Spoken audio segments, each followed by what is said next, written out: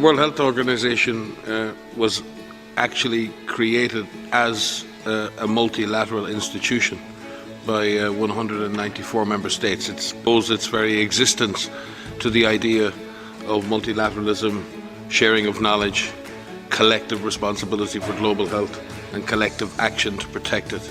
The work that we do today in every aspect of this response, the work that partners in the ACT Accelerator are doing around the world speaks to that mandate, it speaks to that responsibility, and one which we take very seriously.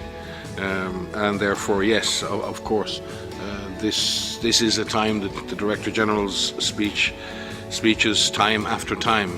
He's been calling since January, February for solidarity, science and solutions. And the ultimate expression of solidarity is governments acting together, collectively, and in a coordinated fashion to solve problems for all our citizens. And we very much welcome all of the commitments to that we've seen at the UN General Assembly from many countries over the last week.